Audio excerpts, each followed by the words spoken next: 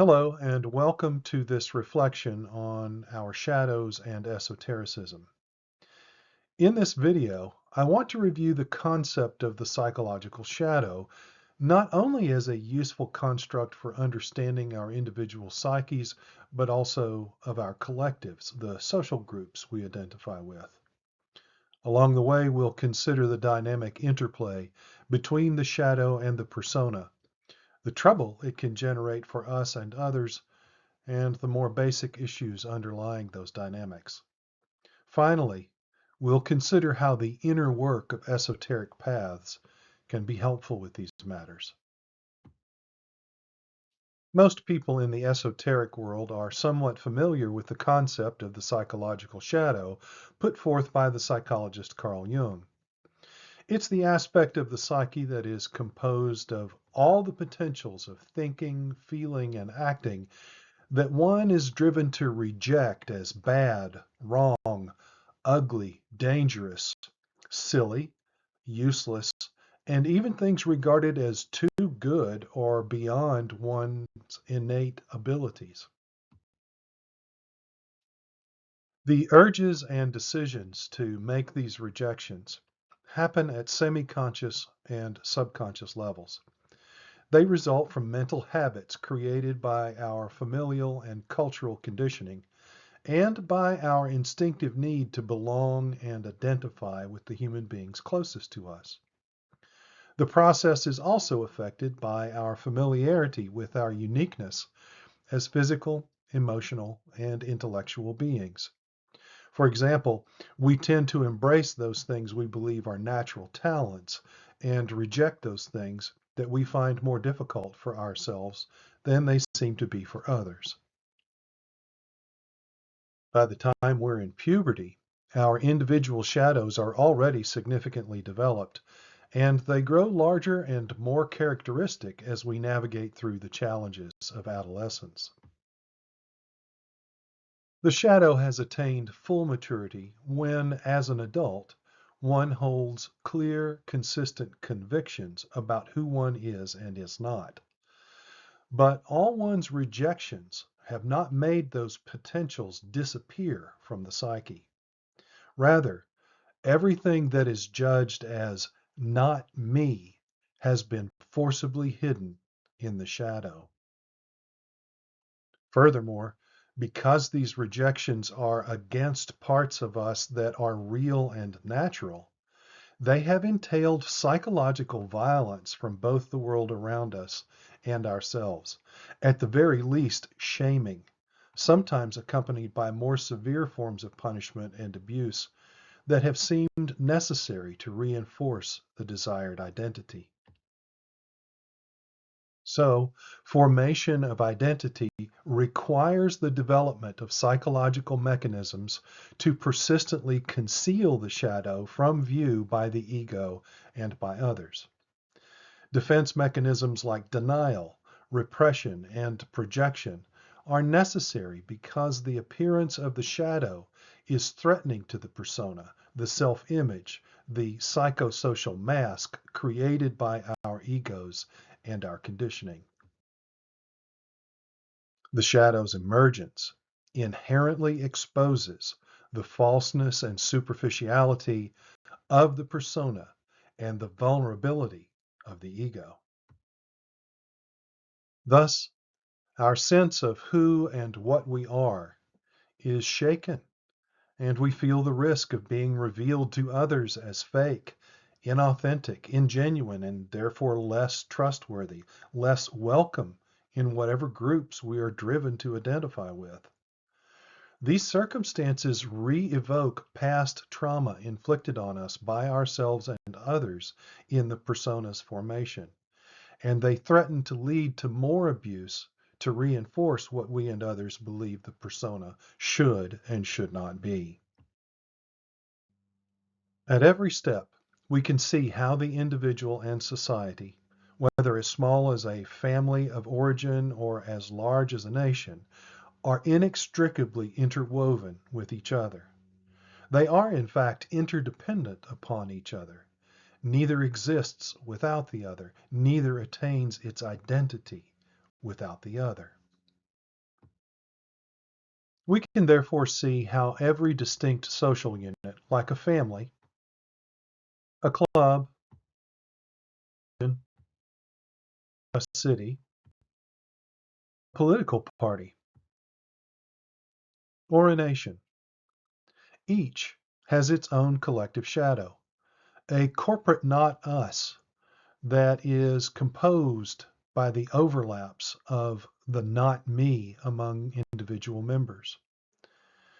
As an aside, I've previously written about the shadow of Freemasonry on my blog, and there's a link to that article in the description of this video. Just as with the individual, the collective's self-image, its corporate persona, is also defended and protected from the threat of having its incompleteness, its falseness, brought to light. We can see this play out at every level of social grouping and identification, and with all the same semi-conscious and subconscious dynamics that happen with an individual, but magnified by the energy of the group. Whether for an individual or a collective, the deeply hidden inner conflicts between the shadow and persona and the subconscious defense mechanisms needed to keep them hidden precariously require a large amount of psychological energy. A useful analogy here is that of a pressure cooker. With enough heat and without a safely managed release of steam, something eventually breaks and the pressure explodes in an uncontrolled way, often with violence and destructiveness.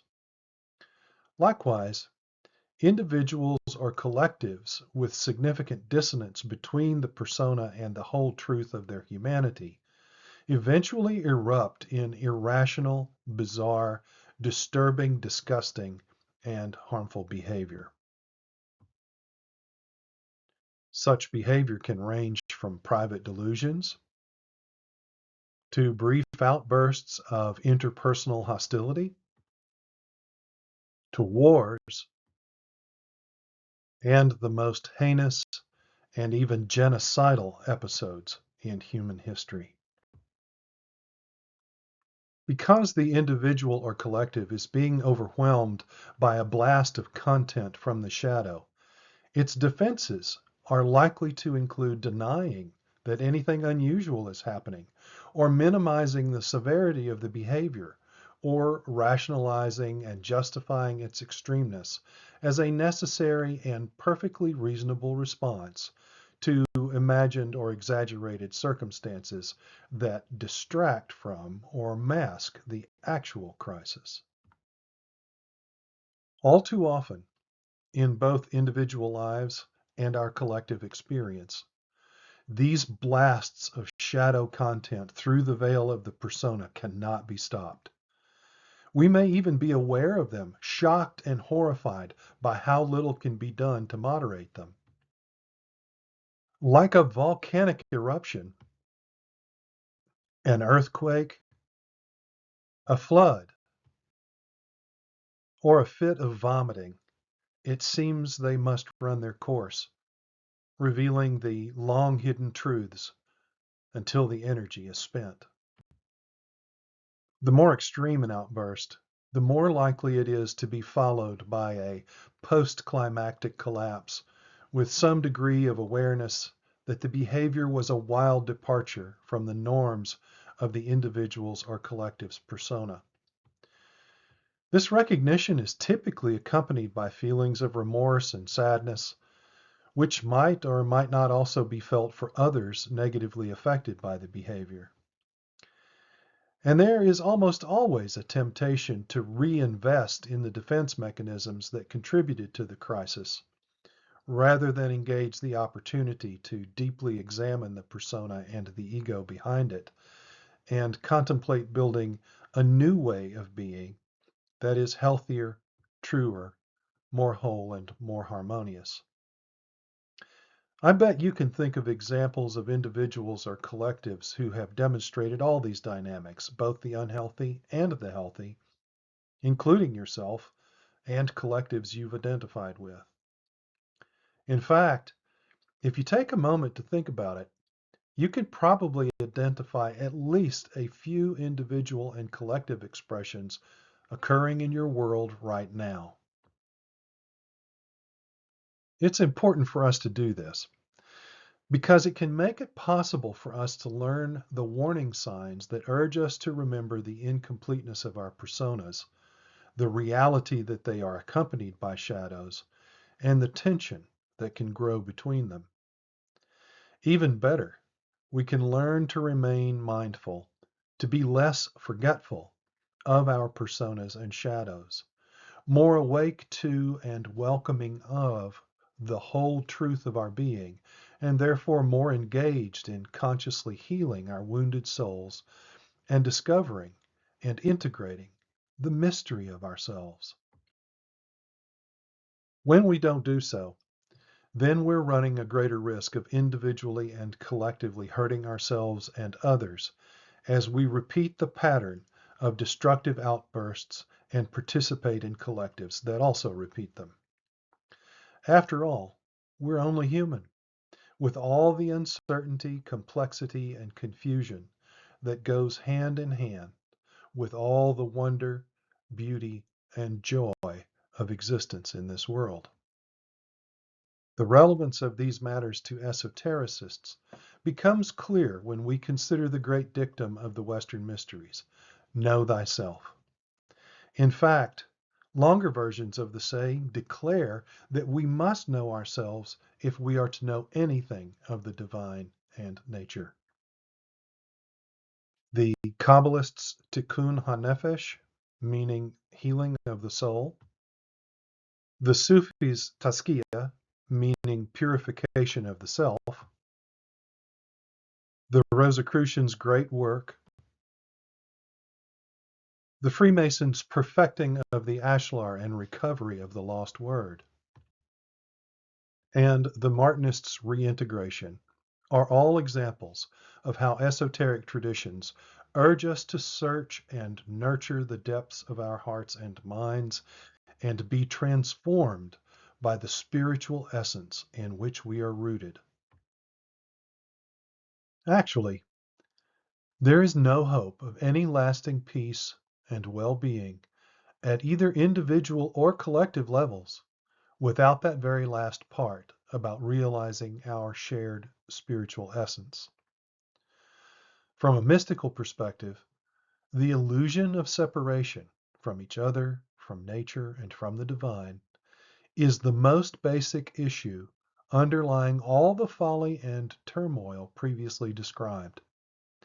Any efforts to fix our problems that aren't grounded in the loving truth of our oneness are corrupted by an inherent orientation toward fragmentation, division, and conflict. As long as that's our orientation, no governmental systems, no political movements, no economic reforms, no therapies or self-help strategies, and no technological or medical developments will end the recurrence of persona-shadow dynamics for individuals and collectives. Certainly, such things can make meaningful and positive differences. But no matter how beautiful such developments first appear, in time, the pendulum will swing, and all that's been hidden, ignored, outcast, or shunned, rather than welcomed and integrated, will painfully reemerge. There is simply no substitute for the work of reawakening to and more completely realizing our unity with the divine and our interconnectedness with each other and nature. I'm convinced that fully functioning esoteric paths offer unparalleled means of doing this work. This is partly because they are explicitly concerned with exploring the esoteric, literally that which is hidden, which is internal, and which is ignored, denied, ridiculed, feared, and attacked by the predominant perspectives in mainstream society. Other factors that empower esoteric paths are the use of symbolism, ritual, and time-tested practices like developing virtue, dream work, meditation, chant, energy work, and fasting. And, arguably, the most significant factor is the loving truth of oneness at the heart of these traditions. If something in this video resonates with you or challenges you in some way, then I urge you to look deeper into these matters. There is a growing body of information about the illusion of separation and the inner work of spiritual healing. I've written more extensively about these things in my books, The Mystic Tie and the Way of Oneness, Masonry's Mystical Quest for Unity, Wholeness, and Harmony, published in 2024, and A Rose-Croix Oratory, Rosicrucian Reflections and Resources from a Night of the Eagle and Pelican, published in 2023. And while these books are respectively focused on the traditions of Freemasonry and Rosicrucianism, I suspect it won't be hard for people of other traditions, and those not identifying with any tradition, to make meaningful connections for themselves. Okay, thanks for joining me in this reflection. Feel free to comment and share this video with others if you like. I wish you more light, life, and love.